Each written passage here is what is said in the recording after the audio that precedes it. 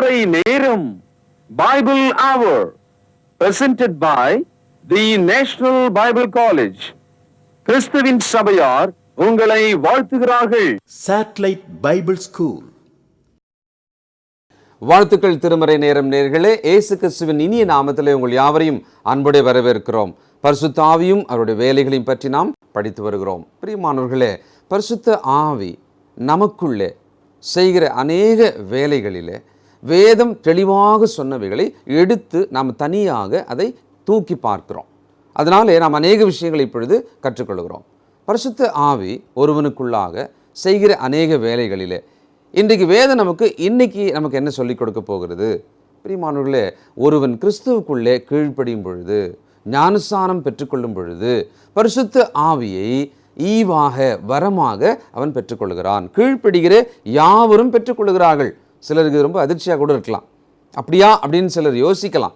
வேதம் மிக தெளிவாக சொல்லுகிறது. அப்போஸ்தலர் 5:32 இந்த கிறிஸ்துவனுடைய உபதேசத்துக்கு கீழ்ப்படுகிற யாவருக்கும் பரிசுத்த ஆவி தந்தருளப்படுகிறார். அப்படியா ஐயா, நான் அப்போது ஞானஸ்நானம் எடுத்துட்டேன், நான் பரிசுத்த ஆவி பெறவே இல்லையே அப்படின்லாம் நீங்கள் நிறைய பேர் யோசனை பண்ணி கவலைப்பட்டு பரிசுத்த ஆவி கிடைக்குது வாங்க, கொடுக்குறோம் வாங்க அப்படின்ற இடங்களுக்கெல்லாம் திரளாக போயிட்டே இருக்கிறாங்க.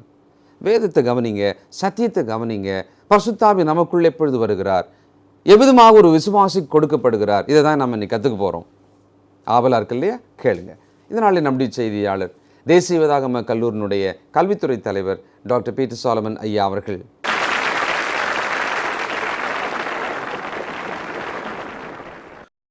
வணக்கம் திருமறை நேர நேயர்களே, உங்கள் அனைவருக்கும் ஆண்டவரும் கர்த்தருமாக இருக்கிற இயேசுவின் நாமத்தில் என்னுடைய நல்ல வாழ்த்துதலை தெரிவிக்கிறேன்.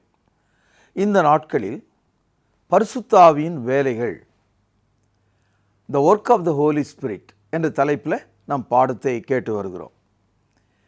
இன்றைய காலகட்டத்தில் பிரபலமாக இருக்கிற ஒரு சப்ஜெக்ட் பரிசுத்த ஆவி தான். காரணம், இந்த கிறிஸ்தவத்தில் உள்ள மூன்றாவது பிரிவினர் பரிசுத்த ஆவி பரிசுத்த ஆவி பரிசுத்த ஆவி என்று எல்லாவற்றுக்கும் பேசிக்கொண்டிருக்கிற ஒரு காலம் இது. பரிசுத்த ஆவி தேவன் யாருக்கு தருகிறார், எப்போது தருகிறார், எதற்காக தருகிறார்? இந்த கேள்விகளுக்கு நாம் பதில் தெரிந்து கொள்ள வேண்டும். இப்போ ஒரு கூட்டத்தில் 50,000 பேர், அதில் கொஞ்சம் கிறிஸ்தவர்கள், கிறிஸ்தவர்கள் அல்லாதவர்கள், ஏராளமான மக்கள். அந்த கூட்டத்தில் இருக்கிற நட்சத்திர போதகர் என்ன சொல்கிறார்? உங்கள் மீது பரிசுத்த ஆவியானவர் இறங்குகிறார், ரிசீவ் ரிசீவ் ரிசீவ், பெற்றுக்கொள் பெற்றுக்கொள் பெற்றுக்கொள் என்று ஊதுகிறார். நான் கேட்கிறேன், பாவ மன்னிப்பு பெறாத விக்கிரக ஆராதனைக்காரர்கள் மீது பரிசுத்த ஆவியை தேவன் ஊற்றுகிறாரா? அவர்கள் மனம் திரும்பாமல் இருக்கும்போது ஆவி அவர்களுக்கு தருகிறாரா? சிந்தித்து நீங்கள் பார்க்க வேண்டும். பரிசுத்த ஆவியை தேவன் மாம்சமான யாவர் மேலும் ஊற்றுவதாக வாக்களித்திருக்கிறார். யோவேல் எழுதிய தீர்க்க தரிசனம் 2வது அதிகாரம் 28வது வசனம், 1062வது பக்கம். உங்கள் கையில் உள்ள பேனாவினாலே அந்த வசனத்தை சுழியிடுங்கள். அதற்கு பின்பு நான் மாம்சமான யாவர் மேலும் என் ஆவியை ஊற்றுவேன். ஆக இது ஒரு வாக்குத்தத்தமாக இருக்கிறது. ஊற்றுவேன் என்பது எதிர்காலத்தை நோக்கி சொல்லப்படுகிறது. யோவேல் என்பவர் இயேசு கிறிஸ்து பிறப்பதற்கு முன்பாக ஏறக்குறைய ஒரு 750 ஆண்டுகளுக்கு முன்னாலே வாழ்ந்தவர். அந்த தீர்க்கதரிசி எதிர்காலத்தில் நடக்க போகிற ஒரு விஷயத்தை மாம்சமான யாவர் மேலும், அப்படின்னா ஆதாம் வழியாய் பிறந்திருக்கிற எல்லா மனிதர்கள் மீதும், மாம்சமான யாவர் மேலும் என் ஆவியை ஊற்றுவேன். இந்த ஆவியை ஊற்றுகிற இந்த விஷயத்தில் சகரியா 12வது அதிகாரம் 10வது வசனத்தில் இந்த ஆவியை ஏன் ஊற்றுகிறேன் என்று ஒரு தகவலை சொல்லுகிறார். நான் தாவீதின் குடும்பத்தாரின் மேலும் எருசலேமின் குடிகளின் மேலும், கவனிங்கள், கிருபையின் ஆவியையும் விண்ணப்பங்களின் ஆவியையும் ஊற்றுவேன்.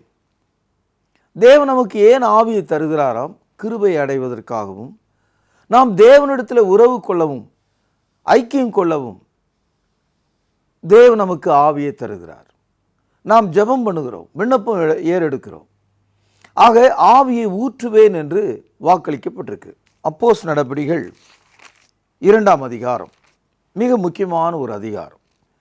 காரணம், இயேசு கிறிஸ்து உயிரோடு எழுந்த பின்பு 50வது நாள், இந்த 50வது நாள் என்பதை எபிரேய மொழியில் பென்டியோ காஸ்ட் என்று சொல்கிறார்கள். இயேசுனுடைய உயிர்த்தெழுதலுக்கு பிறகு வந்த பெந்தேகோஸ்து தினம் அன்று நடந்த ஒரு முக்கியமான ஒரு சம்பவம். அது என்னன்னு பார்த்தோம்னா, 47 வசனங்கள் அடங்கிய இந்த 2ஆம் அதிகாரத்தில் 3000 பேர் கிறிஸ்துவுக்குள்ளே ஞானஸ்நானம் பெறுகிறார்கள். வாசிப்போம். 2ஆம் அதிகாரம் 41வது வசனம். அவனுடைய வார்த்தையை சந்தோஷமாய் ஏற்றுக்கொண்டவர்கள் ஞானஸ்நானம் பெற்றார்கள். அன்றைய தினம் ஏறக்குறைய 3000 பேர் சேர்த்து கொள்ளப்பட்டார்கள். ஞானஸ்நானம் பெற்ற இந்த 3000 பேரும் எதற்காக ஞானஸ்நானம் பெற்றார்கள்? இப்பொழுது அப்போஸ்தலர் நடபடிகள் 2ஆம் அதிகாரம் 38வது வசனம். பேதுரு அவர்களை நோக்கி, நீங்கள் மனம் திரும்பி ஒவ்வொருவரும் பாவ மன்னிப்புக்கென்று, பேனால் அடிக்கோடிடுங்கள், பாவ மன்னிப்புக்கென்று இயேசு கிறிஸ்துவினுடைய நாமத்தினாலே ஞானஸ்நானம் பெற்றுக்கொள்ளுங்கள். இப்பொழுது பேனால் அடிக்கோடிடுங்கள், அப்பொழுது பரிசுத்த ஆவியின் வரத்தையும் பெறுவீர்கள். மாம்சமான யாவர் மேலும் என் ஆவியை ஊற்றுவேன் என்று யோவேல் சொல்கிறார். விண்ணப்பத்தின் ஆவியை ஊற்றுவதாக சகரியா சொல்கிறார். இந்த ஆவியை பெற்ற மக்கள் பாவம் மன்னிப்பின் வழியாக அதை பெறுகிறார்கள் என்று மிகப்பெரிய ஒரு தகவலாக அப்போஸ்தலர் நடபடிகள் 2ஆம் அதிகாரத்தில் நாம் பார்க்கிறோம். இப்படி பாவம் மன்னிப்பையும் பரிசுத்த ஆவியையும் பெற்றுக்கொண்ட மக்களைத்தான் வேதாகமும் சபை என்றும் ரட்சிக்கப்பட்டவர்கள் என்றும் அழைக்கிறது. அப்போஸ்தலர் நடபடிகள் 2ஆவது அதிகாரம் 47வது வசனம், பக்கம் 163. தேவனை துதித்து ஜனங்கள் எல்லாரிடத்திலும் தயவு பெற்றிருந்தார்கள். யாரு? அந்த 3000 பேர் பாவ மன்னிப்புக்கு என்று ஞானஸ்நானம் பெற்றார்கள். அவர்கள் தேவனை துதித்து ஜனங்கள் எல்லாரிடத்திலும் தயவு பெற்றிருந்தார்கள். கவனிங்கள், ரட்சிக்கப்படுகிறவர்களை கர்த்தர் அனுதினமும் சபையிலே சேர்த்து கொண்டு வந்தார். இந்த வசனத்தில் ரட்சிக்கப்பட்டவர்கள் அவர்கள் சபையிலே சேர்த்து கொள்ளப்பட்டார்கள். தேவன் அதை செய்தார் என்ற தகவலை நாம் பார்க்கிறோம். ஆக பாவம் மன்னிப்பும் பரிசுத்த ஆவியும் ஒரு மனிதனுக்கு ரட்சிப்பாகவும் கிறிஸ்துவின் சரீரமாகிய சபையிலே அவன் சேர்க்கப்படுவதாகவும் இந்த தகவலை நாம் பார்க்கிறோம். இப்பொழுது இந்த கடைசி காலத்தில் பரிசுத்த ஆவியின் அபிஷேகத்தை பெற்றுவிட்டோம் என்று நினைக்கிற மக்கள் ரட்சிக்கப்பட்டீர்களா என்று கேட்டால் தெரியாது என்று சொல்கிறார்கள். எப்பொழுது உங்களுக்கு பாவ மன்னிப்பு கிடைத்தது என்று கேட்டால் தெரியாது என்று சொல்கிறார்கள். ஆனால் ஐயா தலையில் கை வைத்தார், அல்லது அவர் கொடுத்த ஒரு கைக்குட்டையை என் தலையில் போட்டேன், அல்லது டிவி பெட்டியை தொட்டேன், எனக்கு உடனே பரிசுத்த ஆவி கிடைச்சிது இப்படின்னு சொல்லி நாள்தோறும் சபைகளிலும் தொலைக்காட்சிகளிலும் சாட்சி கொடுக்கிற மக்களை நாம் பார்க்கிறோம். அப்படியானால் இவர்கள் பெற்றது பரிசுத்த ஆவியா அல்லது உலகத்தில் இருக்கிற ஒரு பொல்லாத ஆவியா?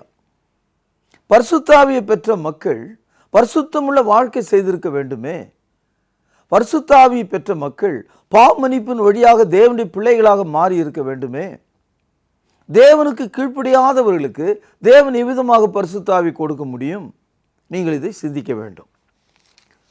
அப்போஸ்தலர் நடபடிகள் 5ஆவது அதிகாரம் 32வது வசனம், அதை முற்றிலுமாக சுழியிடுங்கள். இந்த சங்கதிகளை குறித்து நாங்கள் அவருக்கு சாட்சிகளாக இருக்கிறோம். தேவன் தமக்கு கீழ்ப்படுகிறவர்களுக்கு தந்தரின பரிசுத்த ஆவியும் சாட்சி என்றார்கள். தேவன் யாருக்கு பரிசுத்த ஆவி தருகிறார்? கீழ்ப்படுகிறவர்களுக்கு. நாம் எங்கே கீழ்ப்படுகிறோம்? பாவம் மன்னிப்புக்கென்று ஞானஸ்தானத்திலே. அப்படியானால் ஞானஸ்தானத்துக்கு முன் பரிசுத்த ஆவி உங்களுக்கு இல்லை. ஞானஸ்தானத்துக்கு பின் பரிசுத்த ஆவியானவர் உங்களுக்கு வாக்குத்தத்தமாகவும் வரமாகவும் கொடுக்கப்பட்டிருக்கிறார். ஒரு தாய் வயிற்றின் வழியாக கர்ப்பத்திலிருந்து வருகிற ஒரு குழந்தை 2 விஷயங்களை அடக்கியதாக வருகிறது. ஒன்று சரீரம், இன்னொன்று அதற்குள் ஒரு ஆவி. வெறும் சரீரம் வந்தால் அது செத்தது, அதை எடுத்து அடக்கம் தான் பண்ணணும். ஆனால் ஒரு சரீரத்தோட அதற்கு ஆவியும் இருக்குமானால் அது முழுமையான ஒரு குழந்தை, அது உயிருள்ள ஒரு குழந்தை. பிரியமானவர்களே, இந்த காலத்தில் ஞானஸ்தானம் என்பது ஒரு முழுக்கு, ஒரு சபையில் சேருவதற்கு, அது சபையில் ஒரு சடங்காச்சாரம் மாதிரி, ஒரு பாரம்பரியம் இதெல்லாம் நினைக்கிறாங்க. அது உண்மைதான். ஏனென்றால் இப்படிப்பட்ட பிரிவினை சபைகளிலே எடுக்கிற ஞானஸ்தானங்கள் சடங்கு, அது பாரம்பரியம். ஆனால் சத்தியத்தின்படி கிறிஸ்துவின் சரீரமாகிய சபையில் நாம் ஞானஸ்தானத்துக்குள்ளே இறங்கி வரும்போது அது நம்முடைய பாவ மன்னிப்பையும் அதற்குள்ளவே ஆசீர்வாதமாக பரிசுத்த ஆவியும் நாம் பார்க்கிறோம். ஆக ஒரு குழந்தையானது தாயினுடைய வயிற்றிலிருந்து வெளியே வரும் பொழுது அதற்கு ஒரு உடலும் தேவை, அதற்குள் உயிரும் தேவை. அதுபோல ஒரு மனுஷன் கிறிஸ்துவுக்குள்ளே பிறக்கும்போது அவனுக்கு ஆவிக்குரிய சரீரமும் தேவை, ஆவிக்குரிய உயிரும் தேவை. அதாவது பரிசுத்த ஆவி தேவை. இதை நாம் புரிந்து கொள்ள வேண்டும். கலாத்தியர் 5ஆம் அதிகாரம் 18வது வசனம். ஆவியினால் நடத்தப்படுவீர்களானால் நீங்கள் நியாயப்பிரமாணத்துக்கு கீழ்ப்பட்டவர்கள் அல்ல. அதாவது பரிசுத்த ஆவிய தேவன் பழைய ஏற்பாட்டு சடங்காச்சாரங்களை செய்கிறவர்களுக்கு கொடுக்கவில்லை. புதிய ஏற்பாட்டின்படி கீழ்ப்படுகிற மக்களுக்கு பரிசுத்த ஆவி தேவன் தருகிறார். பரிசுத்த ஆவி புது உடன்படிக்கையின்படி நடக்கிற மக்களை காண்பிக்கிறது. சரி, பரிசுத்த ஆவியானவர் நம்மை ஆவியின் கீழே நடத்தும்படி நம்மை பலப்படுத்துகிறவராக இருக்கிறார். பாருங்கள் நம்முடைய வாழ்க்கை எப்படி இருக்கிறது. 19வது வசனம். மாம்சத்தின் கிரியைகள் வெளிரங்கமாயிருக்கின்றன. கவனிங்கள், அவை யாவன: விபச்சாரம், வேசிதனம், அசுத்தம், காம விகாரம், விக்கிரக ஆராதனை, பில்லி சூனியம், பகைகள், விரோதங்கள், வைராக்கியங்கள், கோபங்கள், சண்டைகள், பிரிவினைகள், மார்க்க பேதங்கள், பொறாமைகள், கொலைகள், வெறிகள், களியாட்டுகள் முதலானவைகளே. ஏறக்குறைய ஒரு 17 வித்தியாசமான காரியங்களை நம்ம இங்கே படித்தோம். இந்த 17 காரியங்களில் வெற்றியுள்ள ஒரு வாழ்க்கை செய்வதற்கு, அதன் மீது ஏறி செல்வதற்கு, அதை தாண்டி செல்வதற்கு, அதற்கு மேலாக வாழ்வதற்கு பரிசுத்த ஆவியானவர் நம்மை வழி நடத்துகிறவராக இருக்கிறார். ஒரு ஆள் என்கிட்ட பரிசுத்த ஆவி இருக்கிறது என்று சொன்னால், நான் அவரால் வழி நடத்தப்படுகிறேன் என்று சொன்னால், இந்த குணாதிசயங்கள், இந்த பாவங்கள், இந்த கொடுமைகள், இந்த அக்கிரமங்கள், இந்த அநியாயங்கள், இவைகளை தாண்டி அவன் வாழ்ந்திருக்க வேண்டும். ஆகவே மாம்சத்தின் கிரியைகளாகிய வெளிரங்கமான இந்த பாவங்களிலிருந்து தப்பித்து கொள்ளும்படியாக நாம் பரிசுத்தாவினால் வழி நடத்தும்படும்படி விசுவாசிகளாகிய நம்முடைய வாழ்க்கையில் வாக்குத்தத்தம் பண்ணப்பட்ட பரிசுத்த ஆவியை தேவன் நமக்கு வரமாக தந்தருளுகிறார். ரோமர் 8வது அதிகாரம் 6வது வசனம். மாம்ச சிந்தை மரணம், ஆவியின் சிந்தையோ ஜீவனும் சமாதானமாம். பரிசுத்த ஆவி நம்முடைய வாழ்க்கையில் இருக்கும்போது தேவனுடைய சித்தம் என்ன என்ற சிந்தையை நாம் அடைகிறோம். நம்முடைய மைண்டு தேவனுக்கு பிரியமாக மாறிவிடுகிறதா. அதுக்காக தான் ஆவியானவரை தேவன் நமக்கு தருகிறார். ரோமர் 8வது அதிகாரம் 14ஆம் வசனம். மேலும் எவர்கள் தேவனுடைய ஆவினாலே நடத்தப்படுகிறார்களோ அவர்கள் தேவனுடைய புத்திரராயிருக்கிறார்கள். புத்திரர் என்றால் பிள்ளைகள், சன்ஸ் ஆர் சில்ட்ரன் என்று நாம் சொல்லலாம். ஆக தேவனுடைய பிள்ளைகளாக இருக்கும்படி தேவன் தமது ஆவி நமக்கு தந்திருக்கிறார். இப்போ தேவன் நமக்கு அந்த ஆவியை கொடுத்ததுனாலே நாம் பரலோகத்திற்கிற தகப்பனை தகப்பனே என்று சொல்லும்படியாக, பிதாவே என்று சொல்லும்படியாக அந்த உறவை ஆவியானவர் நமக்கு ஏற்படுத்துகிறார். ரோமர் 8வது அதிகாரம் 15வது வசனம். அந்தபடி திரும்பவும் பயப்படுவதற்கு நீங்கள் அடிமைத்தனத்தின் ஆவியை பெறாமல், கவனிங்கள், பேனால் அடிக்கோடிடுங்கள், அப்பா பிதாவே என்று கூப்பிட பண்ணுகிற புத்திர சுவிகாரத்தின் ஆவியை பெற்றீர்கள். புத்திர சுவிகாரம். ஒரு ஆளுக்கு பிள்ளை பெறாது அவன் இன்னொரு குழந்தையை தத்து எடுத்துக்கொள்கிறான். அது மாதிரி தேவன் நம்மை அவருடைய தத்து பிள்ளைகளாக, அடாப்டட் சில்ட்ரன், பரிசுத்த ஆவியின் மூலமாக உடன்படிக்கையின் வழியாக நம்மை அவருக்கு தத்து பிள்ளைகளாக தேர்ந்தெடுத்துக் கொள்கிறார். சொந்தமாக பிறந்த குழந்தையும் அப்பான்னு தான் கூப்பிடும், தத்து எடுத்த குழந்தையும் அப்பான்னு தான் கூப்பிடும். அதனால தான் இந்த உலகத்தில் இருக்கிற நமக்கு பூமிக்குரிய ஒரு தகப்பனார் இருந்தாலும் தேவன் நம்மை சுவிகார பிள்ளைகளாக, அடாப்டட் சில்ட்ரனாக தெரிந்து கொண்டதுனாலே, ரட்சித்து இருக்கிறதுனால பரலோகத்தில் இருக்கிற தேவனை நாம் எப்படி அழைக்கிறோமா? அப்பா, பிதாவே. ஆக இந்த உறவை பரிசுத்த ஆவியானவர் நமக்கு ஏற்படுத்துகிறார். 2 தீமோத்தேயு 1 அதிகாரம் 7வது வசனம். தேவன் நமக்கு பயமுள்ள ஆவியை கொடாமல் பலமும் அன்பும் தெளிந்த புத்தியும் உள்ள ஆவியையே கொடுத்திருக்கிறார். பரிசுத்த ஆவியானவர் நம்மை பைத்தியமாக்குவதற்காக கொடுக்கப்படவில்லை. நாம் ஒரு மனித பிறவிகளாக இல்லாமல் அதற்கும் கீழாக போவதற்காக கொடுக்கப்படவில்லை. பரிசுத்த ஆவி தேவன் நமக்கு அவருக்கு பிரியமான பிள்ளைகளாக இருக்கும்படி கொடுத்திருக்கிறார். ஆகவே பரிசுத்த ஆவியிலே நடக்கிற ஒரு மனிதன் ஒரு பைத்தியத்தைப் போலவும் தான் பேசுவது என்னதென்று தெரியாது இருக்கிறவனைப் போலவும் இருக்கக்கூடாது. மிகவும் தெளிவுள்ள மனதை தேவன் நமக்கு தந்திருக்கிறார். God gave us a sound mind through the Holy Spirit. ஒரு தெளிவான மனநிலையை பரிசுத்த ஆவிக்குள்ளே ஒவ்வொரு கிறிஸ்தவரும் பெற வேண்டும் என்பது அவருடைய நோக்கமாக இருக்கிறது. எபேசியருக்கு எழுதிய நிருபம் 1 அதிகாரம் 13வது வசனம் பாருங்கள். நீங்களும் உங்கள் ரட்சிப்பின் சுவிசேஷமாகிய சத்திய வசனத்தை கேட்டு விசுவாசிகளான போது, பேனால் அடிகோடிடுங்கள், வாக்குதத்தம் பண்ணப்பட்ட பரிசுத்த ஆவியால் அவருக்குள் முத்திரை போடப்பட்டீர்கள். இங்கே வாக்குதத்தம் பண்ணப்பட்ட பரிசுத்த ஆவி. வாக்குதத்தம்னா ப்ராமிஸ்னு அர்த்தம். தேவன் எல்லா மனுஷர் மேலும் தமது ஆவியை ஊற்றுவதற்காக ஒரு வாக்குதத்தம் கொடுத்திருக்கிறார். இப்போ நம்ம எல்லாரும் இன்னைய தேதியில் எருசலேம் நகரத்துக்கு போய் பெந்தேகோஸ்தே தினம் என்று அங்கே காத்திருந்து பரிசுத்த ஆவி என் மேலே ஊற்றுங்கள் என்று நாம் கேட்க வேண்டிய அவசியம் இல்லை. மாறாக எருசலேமுக்கு போகாமல் நாம் இருக்கிற ஸ்தலத்திலேயே இன்றைக்கும் நாம் தேவனுடைய வார்த்தைக்கு கீழ்ப்படியும் போது, சுவிசேஷத்துக்கு நாம் கீழ்ப்படியும் போது, நாம் ரட்சிப்புக்காக பாவ மன்னிப்புக்காக ஞானஸ்தானத்தை பெற்றுக்கொள்ளும் போது வாக்குதத்தம் பண்ணப்பட்ட பரிசுத்த ஆவியை நாம் பெறுகிறோம். இந்த விஷயத்தில் மதவாதிகள், மத எதிரிகள், மத துரோகிகள், பரிசுத்த ஆவியின் வியாபாரிகள், அபிஷேகத்தை விற்கிறவர்கள் மத்தியில் நாம் சிக்கிக் கொண்டிருக்கிறோம். ஒவ்வொரு ஆளும் பரிசுத்த ஆவிக்கு ஒரு ஏஜென்ட் மாதிரியும், என்னமோ இவர் தான் எல்லாரையும் கப்பலில் ஏற்றின்னு போகிறவர் மாதிரியும், ஏதோ கடவுள் இவர் பேச்சை கேட்டு தான் நமக்கு ஆவியை கொடுப்பார் என்பது போலவும் ஒரு நப்பாசையிலே நடித்து கொண்டிருக்கிறத நம்ம பார்க்கிறோம்.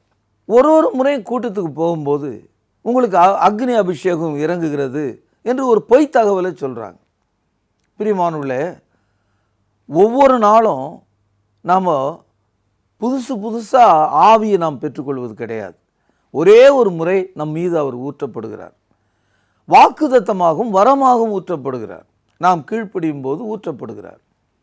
இப்போ சரீர பிரகாரமான உயிருக்கு அது தாயினுடைய கர்ப்பத்திலிருந்து வரும்போதே நமக்கு கிடைத்து விடுகிறது.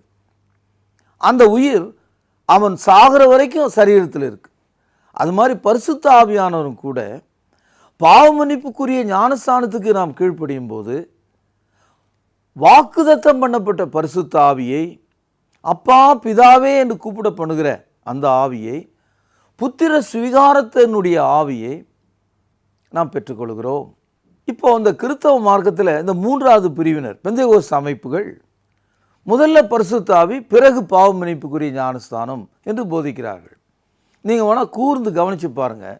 அந்த சபையில் உள்ள பாஸ்டர்லேருந்து சாதாரண விசுவாசி வரைக்கும் அவர்கள் கொடுக்குற சாட்சியை நீங்கள் கவனிச்சிங்கன்னா இப்படி சொல்கிறாங்க.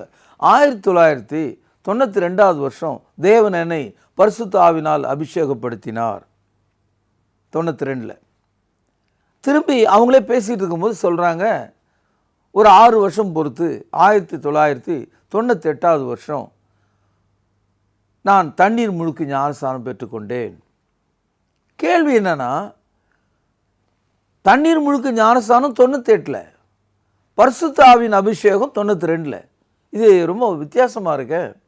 ஒரு குழந்தை பிறந்தது இன்னைய தேதியில், மறுபடியும் 6 வருஷம் பொறுத்து அதுக்கு உயிர் வந்ததுன்னு ஒரு ஆள் சொன்னால் நம்ம ஓட ஆரம்பிச்சிடும். ஏன்னா இவன் ஒரு பைத்தியக்காரன் தான் அப்படி பேசுவான்.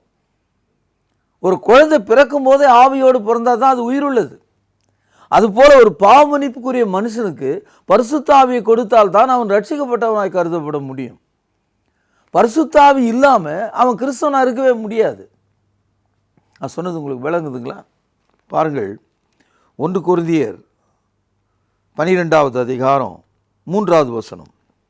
ஆதலால் தேவனுடைய ஆவினாலே பேசுகிற எவனும் இயேசுவை சபிக்கப்பட்டவன் என்று சொல்ல மாட்டான் என்றும், பரிசுத்த ஆவினாலேயே அன்றி இயேசுவை கர்த்தர் என்றும் ஒருவனும் சொல்லக்கூடாது என்றும் உங்களுக்கு தெரிவிக்கிறேன்.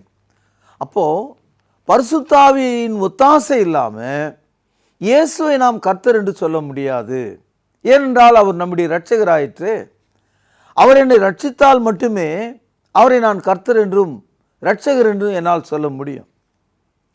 அந்த வேலையை ஆவியானவர் எனக்குள்ளிருந்து வழங்க முடியும். 1 கொரிந்தியர் 12வது அதிகாரம் 11வது வசனம். இவைகளை எல்லாம் அந்த ஒரே ஆவியானவர் நடப்பித்து தமது சித்தத்தின்படியே அவனவனுக்கு பகிர்ந்து கொடுக்கிறார்.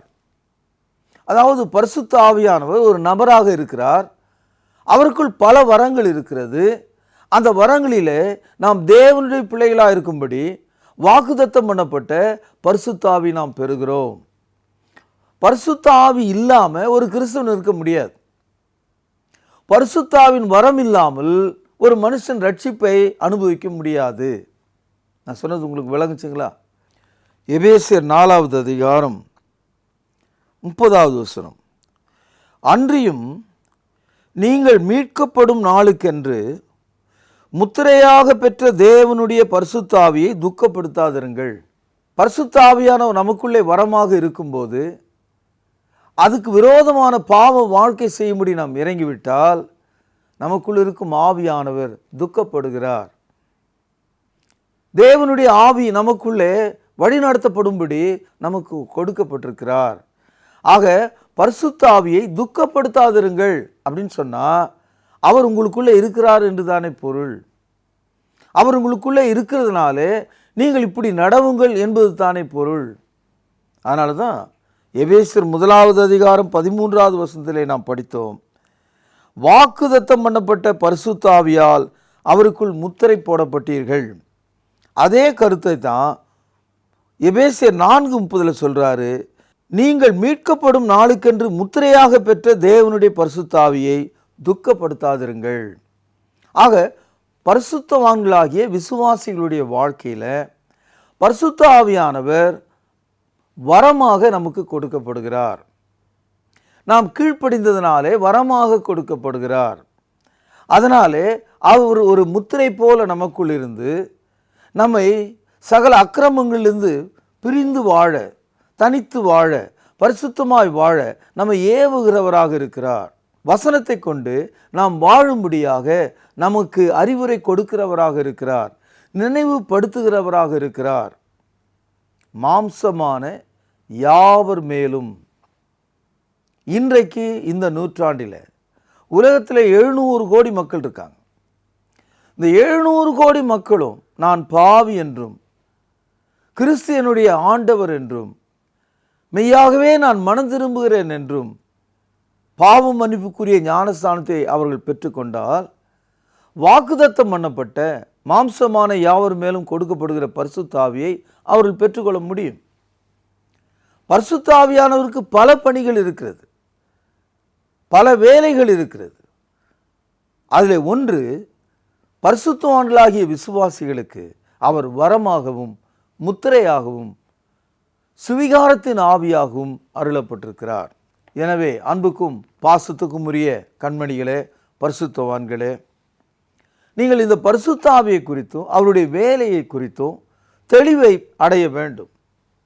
ஏனென்றால் இந்த கடைசி காலத்தில் மகா மோசடி, என்னது ஏதுன்னு தெரியாம ஒரு தலையாட்டி பொம்மைகளைப் போல, ஒரு மயக்கத்தில் இருக்கிறவளைப் போல, கண் தெரியாத குருடர்கள் தடவி திரிவதைப் போல ஒவ்வொரு தனி கிறிஸ்தவரும் வேதனையில இப்படிப்பட்ட மனுஷர்களால் வஞ்சிக்கப்பட்டிருக்கிறாங்க. ஆகவே நீங்கள் தேவனால் உங்களுக்கு அருளப்பட்ட ஆவியை பெற வேண்டும், அதற்குள் நடக்க வேண்டும், அவருக்கு பிரியமாக இருக்க வேண்டும் என்று கேட்டு இந்த நற்செய்தி நான் இங்கே நிறைவு செய்கிறேன். நாளை நாம் சந்திப்போம், பிரார்த்தனை செய்வோம்.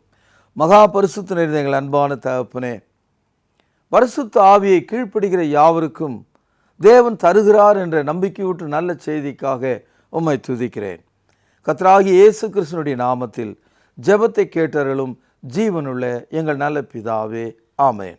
ஆண்டவர் இயேசு கிறிஸ்துவின் இனிய நாமத்தில் திருமறை நேர நேயர்களுக்கு காலை வாழ்த்துக்கள். என்ன நேயர்களே, காலையில் எழுந்து வேத வசனத்தை திறந்து தெளிந்த நீரோடை போன்ற காரியங்களை நீங்கள் கேட்டுக்கொண்டு வருகிறீர்கள். உங்களுக்கு புரியும்படியாக மிக எளிமையான நடையில் தமிழ் மொழியில் கர்த்தருடைய வசனத்தை போதகர் எடுத்துச் சொல்லியிருக்கிறார். நீங்கள் இதற்காக வேத கல்லூரிக்கு போக வேண்டிய அவசியமில்லை. வீட்டிலேயே வான்வழி வேத வகுப்பு மூலமாக வேதத்தை படிக்கும் பாக்கியத்தை நீங்கள் பெற்றிருக்கிறீர்கள்.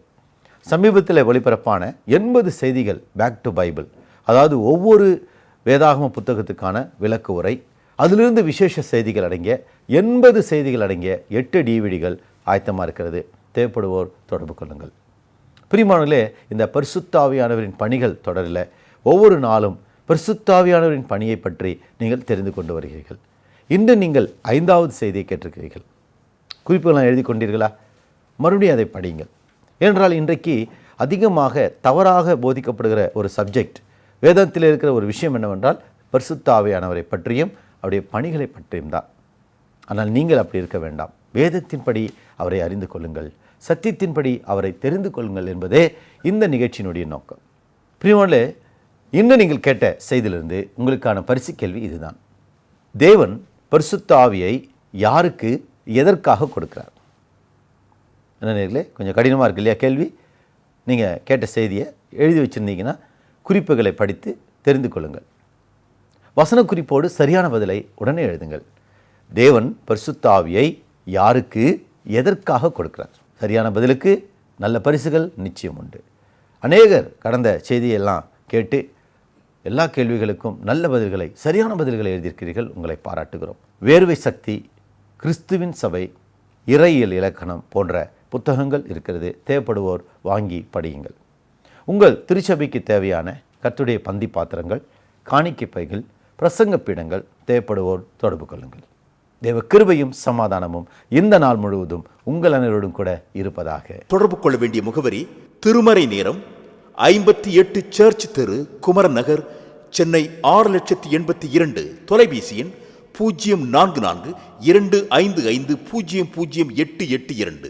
செல்போன் 9385500882.